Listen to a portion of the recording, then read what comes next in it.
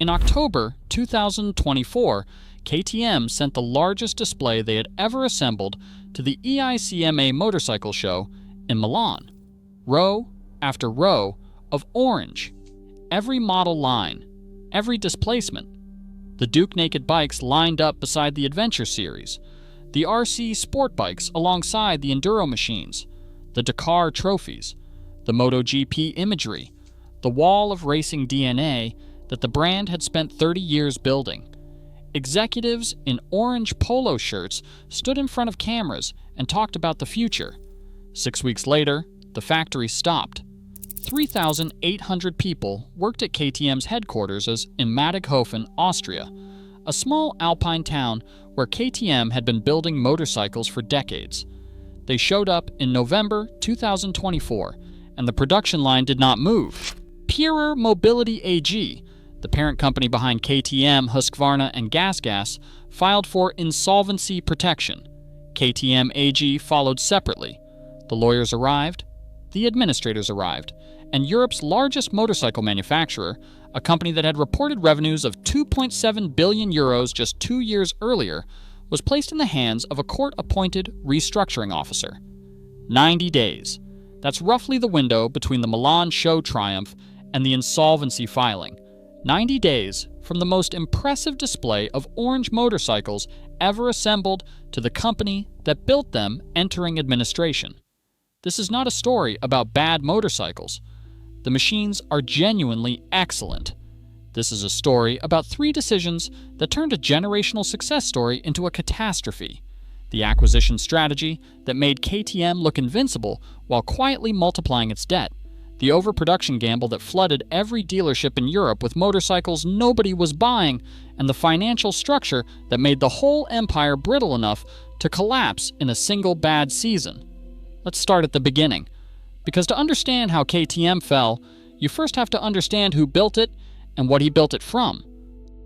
In 1991, KTM was already dead. The company had been making motorcycles in Mattighofen since the 1950s. Kraftfahrzeuge Trunkenpolz Mattighofen. The name was eventually shortened to initials because nobody outside Austria could pronounce it. They made off-road bikes primarily.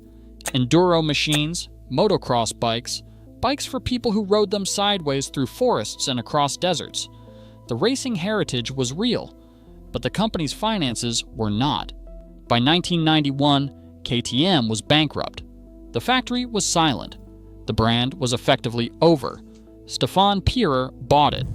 Pierer was 40 years old and already a successful industrial investor. He acquired KTM out of insolvency for a fraction of what the brand was worth on paper, brought in new management, and began rebuilding. It took years. KTM in the 1990s was a regional specialist, not a global force. But Pierer had identified something genuinely valuable buried inside that bankrupt company, an engineering culture that cared about performance above everything else, and a racing program that was already competitive in off-road events worldwide. In 2001, KTM won the Dakar Rally. Then they won it again in 2002, and 2003, and 2004. And every single year after that, through 2023, a run of consecutive victories that has no parallel in motorsport history at that scale. The Dakar Rally is not a track race. It is a multi-week navigation and survival event across deserts and mountains that destroys machines and riders both.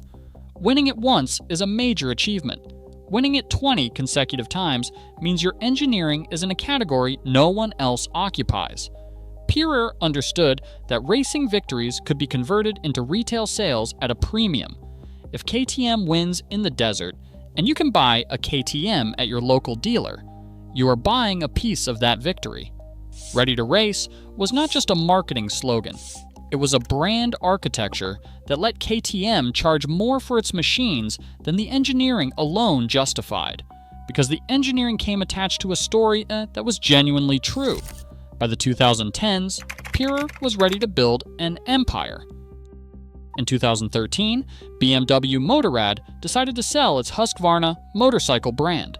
Husqvarna was one of the oldest motorcycle brands in the world, a Swedish institution with its own off-road racing heritage. BMW had bought it in 2007, decided it did not fit the corporate strategy, and was looking for a buyer. Pierer bought it for approximately 100 million euros. He now had two racing brands under one roof, with overlapping engineering platforms that could share development costs. In 2019, he added Gas Gas, a Spanish off-road specialist, completing the triple brand portfolio. The company he had renamed Pierer Mobility AG had revenues of 2.7 billion euros by 2022. They were selling motorcycles in over 100 countries. They had a MotoGP team. They had a Chinese manufacturing partnership with CF Moto that gave them access to the world's largest motorcycle market. Stefan Pierer, the man who had bought a dead company out of bankruptcy for almost nothing, had built the most successful motorcycle company in European history. And then the bet went wrong. In March 2020, motorcycle showrooms across Europe closed. The world locked down. Then something unexpected happened. When the restrictions lifted, people bought motorcycles. A lot of motorcycles. The reasons were not complicated. People had money they had not spent on holidays and restaurants. They wanted outdoor recreation. They wanted to avoid public transport. The motorcycle was perfect for the moment. Individual, outdoor, adventurous. Every manufacturer saw their sales surge. KTM saw their sales surge. In boardrooms across Mattighofen, the same question was being asked. Is this the new normal? KTM BT, yes. To be fair, almost everyone in the industry made the same bet to some degree, but KTM made it bigger. They expanded production. They built more inventory. They encouraged their dealer network to take more units. They kept the Mattighofen factory running at high volume through 2023 and into 2024, producing motorcycles at a rate calibrated for a boom market that was already unwinding. By 2023, European motorcycle registration numbers were falling. The recreational vehicle surge had been a temporary dislocation, not a permanent market shift. Consumers who had bought motorcycles during the pandemic were not buying new ones. The entry pipeline had been pulled forward. People who might have bought a motorcycle in 2024 had bought one in 2021 instead. The market was saturated with relatively recent machines. KTM dealers started feeling it first. The showroom floors were full of new orange motorcycles that were not moving. Dealerships that normally held 3 to 4 months of inventory were sitting on 12 months. Some were sitting on 18 months. In the motorcycle business, inventory is financed by floor plan loans. The dealer pays interest on every unsold unit every month. When inventory stops moving, the interest keeps compounding. Dealers who had been KTM's biggest advocates started making calls to regional sales managers. The calls were not positive. Reports from across Europe and North America described the same pattern. Dealers were refusing to accept new shipments because there was nowhere to put the bikes. Dealers were discounting aggressively to clear stock, which eroded the brand's premium positioning. The ready-to-race aura that Pierer had spent 30 years building was being worn down by desperation selling on the showroom floor. This is the part of the story that never appears in the press releases. The manufacturer's revenue is recognized when the motorcycle leaves the factory and ships to the dealer. Whether the dealer can sell it to a customer is, in a narrow financial sense, the dealer's problem. KTM had the revenue. The dealers had the debt. The factory kept building. The showrooms kept filling. And the debt kept compounding. To build an empire, you need capital. Stefan Pierer had used debt to finance KTM's expansion, acquisitions, factory construction, racing programs, the MotoGP entry in 2017, the Chinese partnership, and the multi-brand strategy. This is not unusual. Virtually every motor industrial company in the world uses debt financing. The question is always the same: can your cash flow service the debt? When you are selling 350,000 motorcycles a year and growing, the answer is yes. When your dealer network has stopped accepting new inventory and your sales figures are contracting, the answer changes. Pierer Mobility's capital structure had been built for a growth scenario. The company had accumulated total liabilities reported to exceed 2.5 billion euros at the time of the insolvency filing. For context, 2.5 billion euros in liabilities against revenues that had been 2.7 billion euros in the good years means the company had essentially 1 year of revenues committed to its creditors. Bajaj Auto, the Indian motorcycle manufacturer, had been KTM's partner since 2012 in one of the most successful collaborative arrangements in the motorcycle industry. The partnership allowed KTM to manufacture entry-level motorcycles, the Duke 125, the Duke 200, the Duke 390, in India at Indian production costs, bringing those machines to market at price points KTM could never have achieved from Austrian manufacturing alone. Bajaj had grown its stake in Pierer Mobility to approximately 48.3%, making it the largest single shareholder, which meant that when the restructuring negotiations began, Bajaj was sitting on both sides of the table. As a shareholder, Bajaj wanted the company preserved. As a creditor, because KTM owed Bajaj money for components and manufacturing, Bajaj needed to be paid. These are not always the same interest. The restructuring negotiations that preceded the insolvency filing were not public. What is public is that they failed. The parties could not reach an agreement that satisfied the creditors in time. In November 2024, the filing was made. Pierer Mobility AG entered insolvency protection under Austrian law. KTM AG filed separately. The court appointed an administrator. There is a specific cruelty to insolvency timing in consumer goods industries. When a software company goes bankrupt, the product still runs on your device.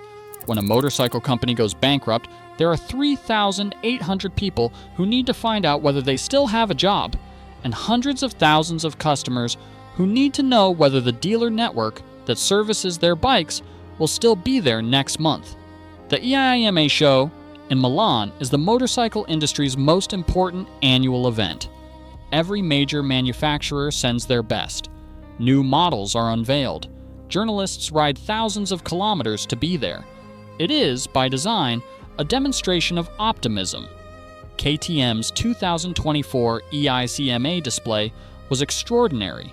The orange filled an entire hall. Every segment was represented. Executives gave interviews about the brand's direction, the engineering pipeline, the racing program. 6 weeks later, the factory in Madighofen was silent. The speed of the collapse shocked the industry. The gap between what was presented in that Milan hall and what was happening in the finance department was, by any measure, extraordinary. When the insolvency was announced, production at the Madighofen factory was suspended.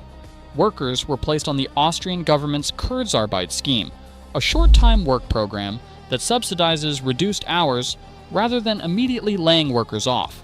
The factory, which had been running at high volume to supply a market that had stopped buying, was now running at essentially zero.